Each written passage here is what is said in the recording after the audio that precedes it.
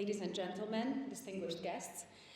First of all, I would like to thank UNDP for hosting me here and for facilitating my trip to Addis Ababa. It is my first time to Ethiopia, and I'm very happy to be here. I look forward to engaging with you in discussions on this arguably most defining topic for our generation, which is climate change. But most importantly, we have been discussing, and we're going to discuss some more tools to address it. And one of those tools is carbon market. I'm also very delighted to be here from the personal perspective because one of my hobbies is paleoanthropology, and Ethiopia is the place of most important discoveries in this space and is undoubtedly the cradle of humanity. So this aspect of Ethiopian prehistory is actually not that far off from the topic of today's conference, since throughout history, man used to transform the earth and its natural resources.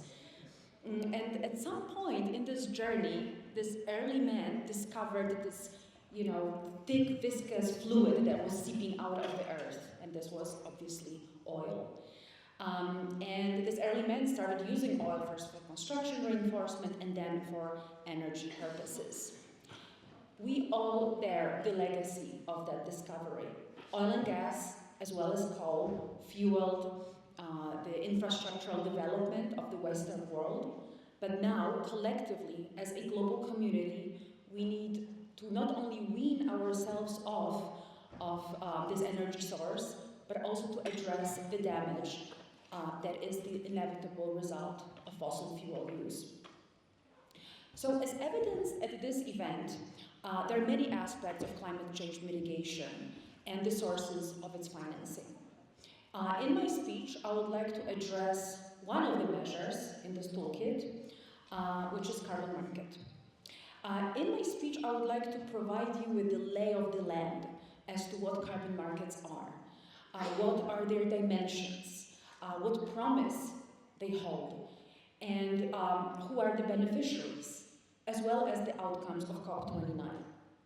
I also wanted to give you an overview of the experience of other countries, as pretty much every nation on the planet has its carbon market agenda.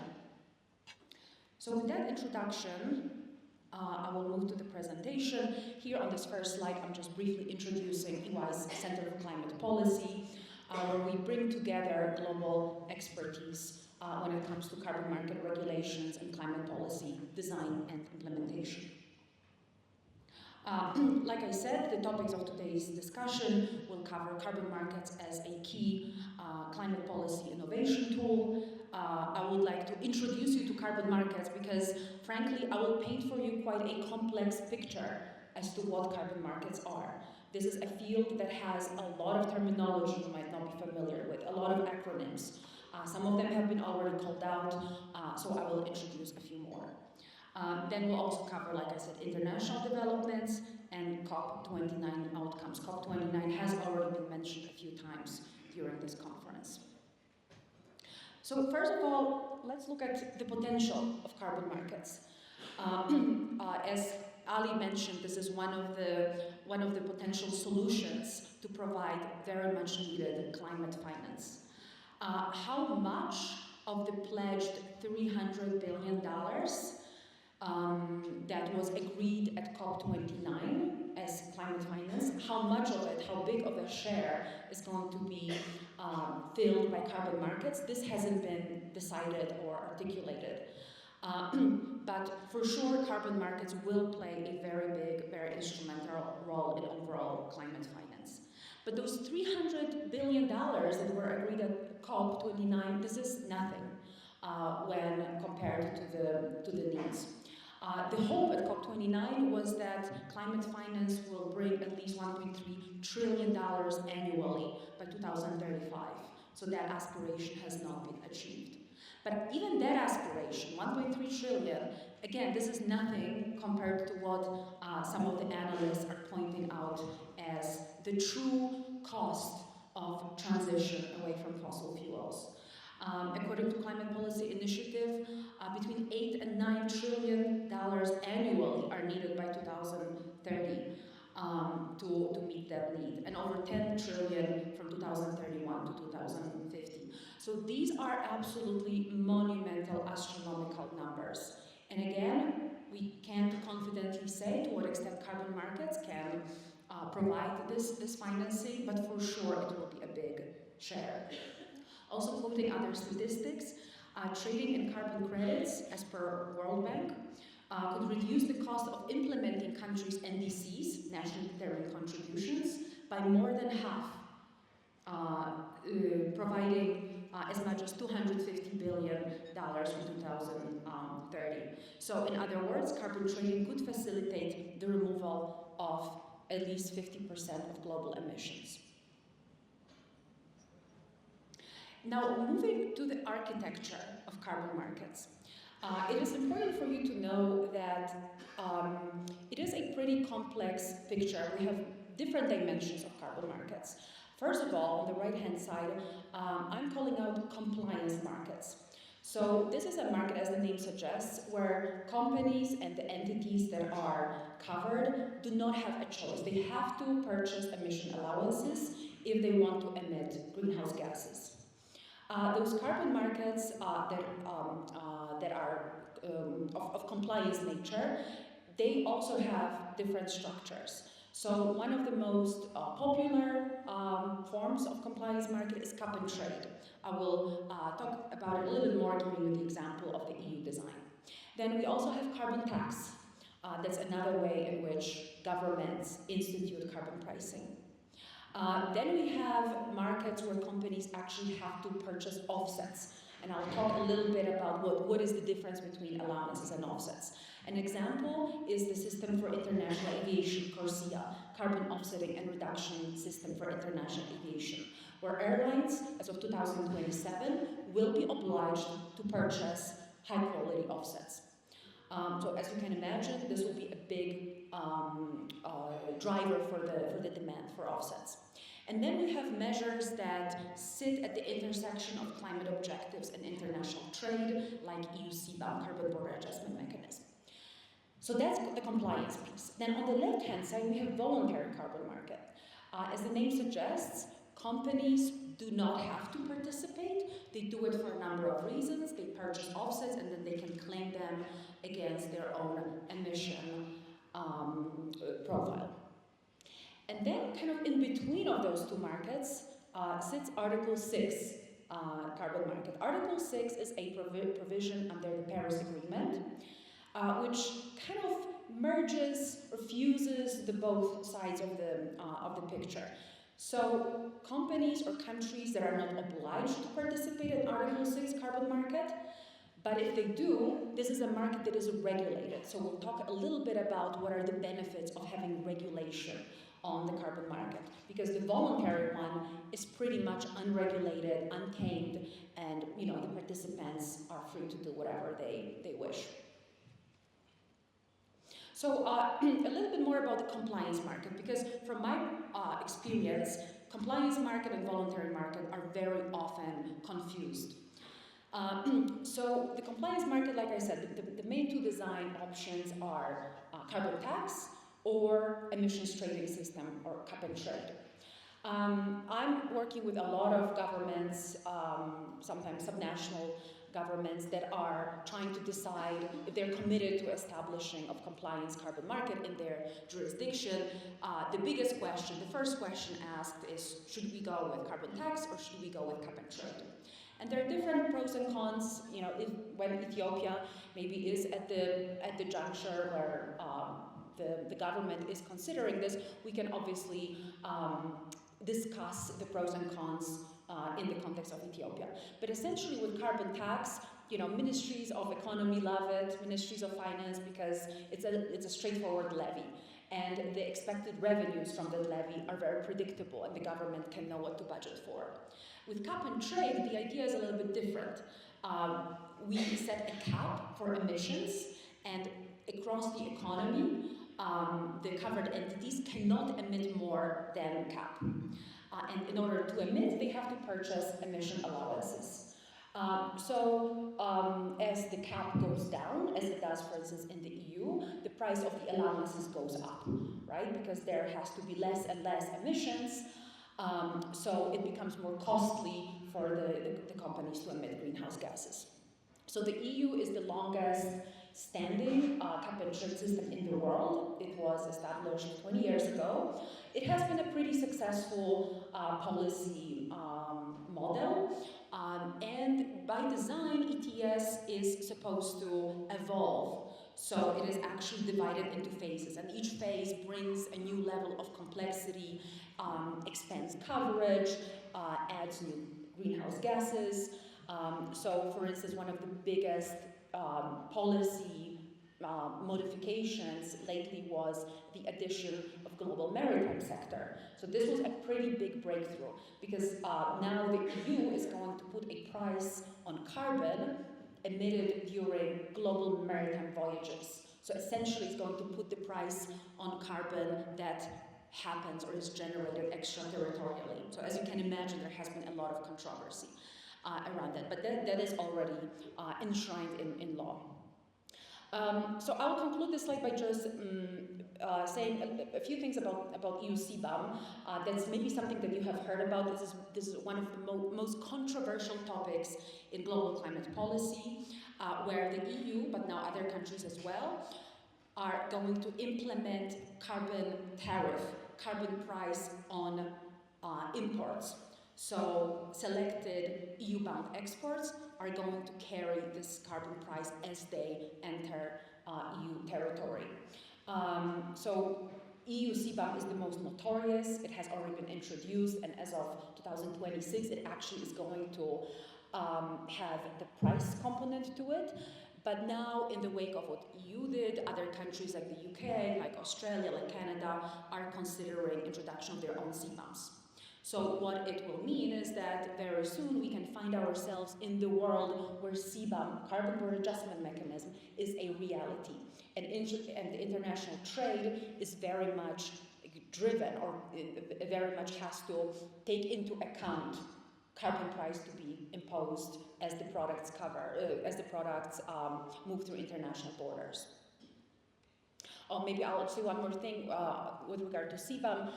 One of the decisions of COP29 was to formally introduce climate border adjustment mechanism as part of the official negotiation stream during COPs starting in 2026. So that's a very, very much mainstream topic.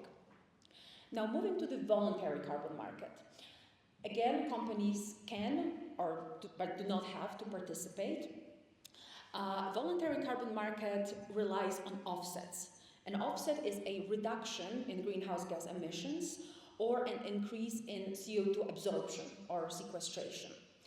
And the offset compensates for emissions that happen elsewhere in the supply chain. When that offset happens, when that reduction or sequestration happens, the companies can, or actually do receive, that's the whole point, they do receive so-called carbon credit, which is a tradable instrument.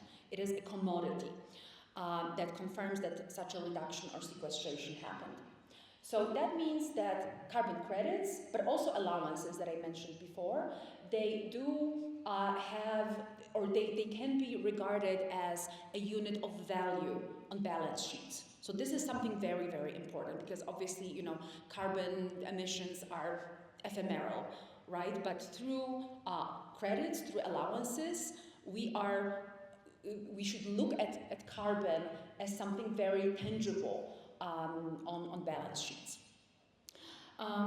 So we will discuss voluntary carbon market in a little bit more detail, but essentially I wanted to address it from the outset. This is the market that has been subject to a lot of controversies. That's a market that is, well, we call it a frontier market, right? So that's a market where a lot of experimentation happens. Market participants have to, learn how to move in this space, and so do the policymakers. And one of the most important trends in the global climate policy is that governments, they do try to regulate access to voluntary carbon markets, right? So that we don't have a situation sometimes referred to as carbon colonialism, where international corporations come to developing countries, buy swaths of land, plant forests, generate carbon credits out of those activities, and then sort of export those credits out of the country. Country has nothing, there is no revenue sharing, there is no benefit to local communities. So I am fully, cognizant of this challenge in voluntary carbon markets, and that's why I think it is so. I moved this slide on my side, but not on this. Sorry about that. So just so that you can see, so this was the slide on compliance market, and this is on the VCM. So that's why the developments at COP29 are so critical, because there in Baku, the global framework for carbon market under the Paris Agreement was agreed. Okay, and maybe I'll say one more thing. So for voluntary carbon market, it is important that there is a connectivity between local project developers and those corporations that wish to invest in carbon offset projects. And from my experience, this has been somewhat of a challenge, because think about Ethiopia. You can have local startups, local project developers that might have fantastic ideas about emission abatement, cookstove projects, for instance. So they have those wonderful ideas, but they don't have access to international finance market. So this disconnect is one of the barriers, I would say, that stops or inhibit the true, global carbon market. So this is something we can collectively discuss, how to possibly bridge that gap.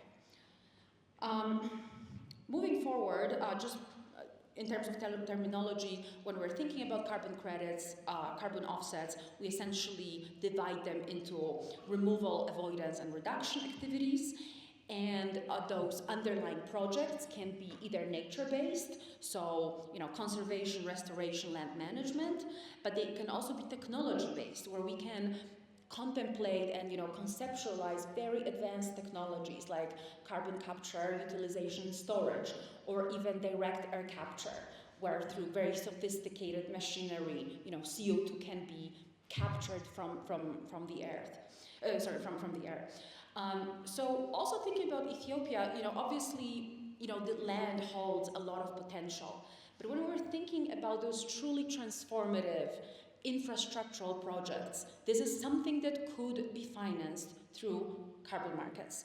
And the way I like looking at it is, let's think big. Let's think about, maybe large green hydrogen production facilities, where there is a real demand for the for the product, for green hydrogen, but maybe the business case doesn't quite hold up. There is still this financing gap. So let's add carbon credits on top of that. So now we'll have this double offtake, right? There are customers maybe in the EU who will purchase green hydrogen, but then there are also customers that will purchase carbon credits that are a result of such a project implementation. So really, I think carbon markets can be a mechanism to unlock a lot of this technological potential. Okay, and here is where things start getting a little bit complicated. So Paris Agreement. I really would like to make almost an appeal to people from the government who are here. Let's think about the implications of the Paris Agreement and COP29 outcomes for Ethiopia. Because the thing is that we discussed voluntary carbon market. We discussed the lack of regulation. Individual countries, I have a few examples, individual countries like Tanzania, like Rwanda, they either have or are working on regulations that will govern the access to voluntary carbon markets in those countries. But we don't really need that, because we already have a framework. There is an Article 6 framework under the Paris Agreement that sets the whole legal principles for carbon market. And this is governed by the UN. Right? We don't need, country-level fragmented regulations that can be very different and difficult for, global corporations to navigate. Sometimes, countries, and again, Tanzania is one example, they, in good faith, they implement regulations that are a little bit, I would say, well, controversial. So for instance, in Tanzania, if you're a project developer and you invest in a project kind of without fully complying with the applicable law, you can go to prison for 10 years. So I understand, the sanctioning portion, but sometimes governments, without having the right guidance, they might, make some missteps that will be detrimental for the development of this market. So let's look at Paris. Let's look at Article 6. There already is a framework. However, even though we have that framework under the Paris Agreement, the local countries, the local governments still need to have their own implementation of Article 6. It will be very much harmonized, so country to country, the differences won't be that significant, but still we need country-level implementation. We need, an agency or an authority that will be allowed or will be will have the authority to issue carbon credits. Some countries might elect to have their own registry. They don't have to, but that's something they can do. You need to appoint the right people so that the investors, project developers, they know which authority to go to get the right authorization. So from my experience, and maybe this is the main takeaway from me today, is that when I speak to global corporations, they all now are turning into this Paris-aligned carbon market. They are not that interested anymore in generating voluntary carbon credits that are ungoverned, because they're all wary and they're all apprehensive of potential repercussions and negative PR consequences. And they know that if they go with the Paris market, there is a lot more confidence, because again, this is a UN-driven process. Some of the terminology, just so that you are confident when you are discussing that further. Article 6 we already called out. Nationally determined contributions you're all familiar with. ITMOs. International Transfer Mitigation Outcomes. So this is the operative word for carbon credits under the Paris Agreement. I know that this field is really, inhabited by a lot of acronyms, but this is, if you were to remember one, this can be the one, ITMOs, Internationally Transfer Mitigation Outcomes. And the host party is the country in which the given emission reduction project happens. Now, one last layer of complexity, and I know that I'm really getting out of time here, but so Article 6 that I mentioned, it has two components to it. One is Article 6.2, where it is a country that generates credits and issues them. The other one is Article 6.4, where this is the UN that issues the credit. So there are pros and cons in doing one or the other. We don't have to go into that. But for Ethiopia, if Ethiopia was going to issue carbon credits for projects happening on its territory, this would be Article 6.2. And it would be quite vital to have the right policy framework to be able to do so. And by policy framework, I mean, governance, processes, procedures, also stipulation as to what kinds of projects are allowed.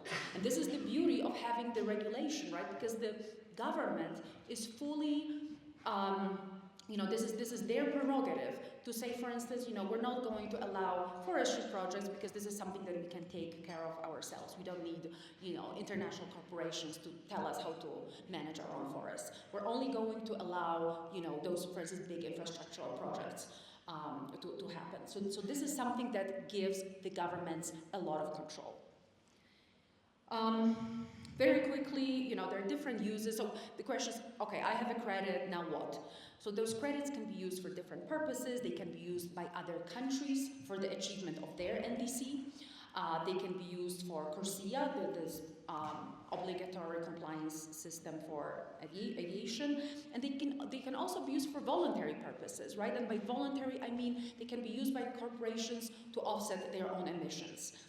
There are a lot of requirements for that. So the main one is that offsets can be used only for residual emissions. After the company has exhausted all of the technological possibilities. They still have some residual emissions because maybe they have process emissions, things like that. So for that, they can potentially use the offsets.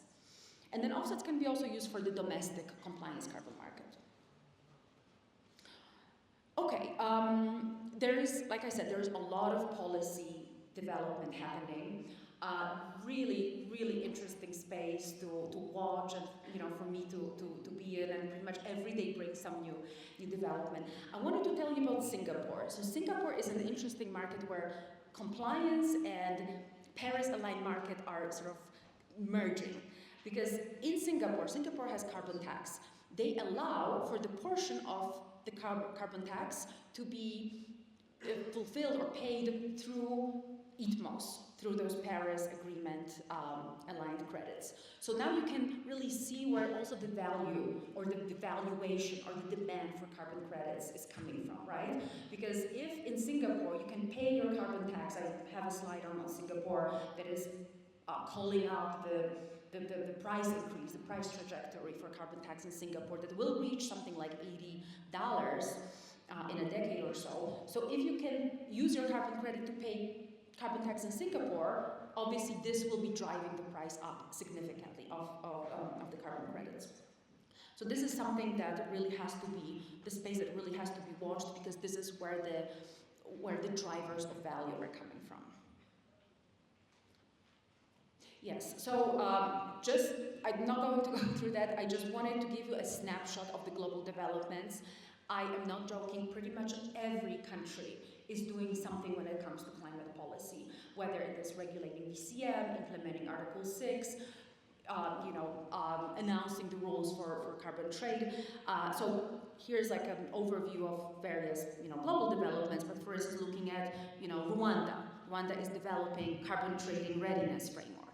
Or Zambia working on climate change bill. So a lot is happening, and there is also a lot of lessons that can be learned, a lot of maybe missteps, but also a lot of best practices that can be followed. I wanted to mention one country in particular, which is Ghana.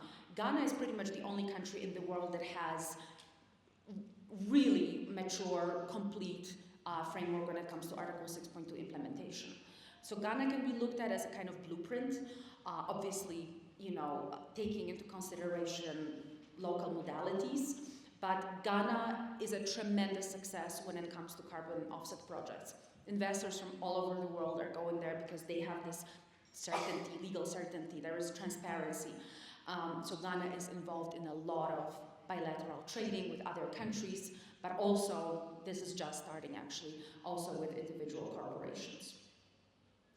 This is just to show you the types of bilateral agreements we have under Article 6.2. So on the left-hand side, you see buyer countries. On the right-hand side, you see host countries. Ethiopia is not here, but a number of African countries are already engaged in this trade in ITMOS.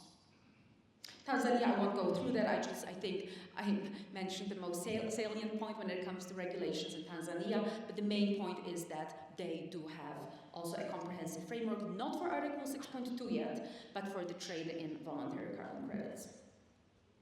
Singapore I already mentioned, but you can just see the kind of aspiration when it comes to the price increase. And again, part of your carbon tax liability can be paid through carbon credits. I did want to mention, bring out, elephant in the room, greenwashing. The good news is that, again, with a globally binding framework, the risk of greenwashing will be mitigated. On top of that, individual countries like the EU, they set up their own regulations that specify, what kind of green claims can be made, how to substantiate them, how to verify if emission reductions were real, and how companies can communicate their carbon neutrality commitments. So hopefully this will be an area where we will see a lot of progress going forward. And lastly, again, this is a very technical slide. I will not be going through the details, but what I wanted you to take away from this is that I mentioned Article 6.2 and 6.4, right? So Article 6.4 was pretty much operational way before COP29. That's why Ghana has been able to be engaged in this space for quite some time now. Article 6.4, which again is a framework that allows the UN to issue credits, this hasn't been operational at all. There has been a number of outstanding items that the parties to the Paris Agreement had to agree on. There had been a big deadlock. Well, essentially, since 2015.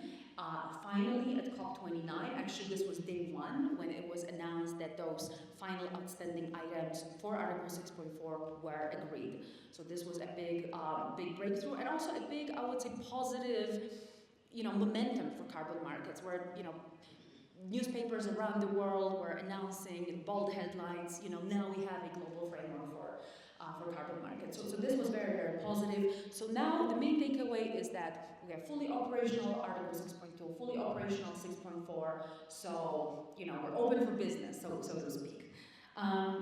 One last point is on the registry. Registry is something that a lot of countries find a little bit daunting because it involves, obviously very mature infrastructure and, technological readiness. So one of the agreements in COP29 was that countries, while they can have their own registries, they can also leverage on the UN registry. And the UN will, conduct the trading for them, so they don't have to invest in this kind of capacity. So with that, I think that concludes my presentation, and hope this was informative for you, and thank you very much.